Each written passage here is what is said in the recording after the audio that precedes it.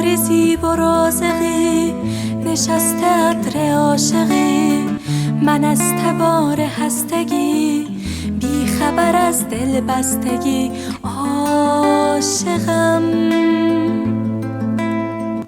حب شدم صدا شدی، شوق شدم گدا شدی، شعر شدم قلم شدی، عشق شدم تو غم شدی.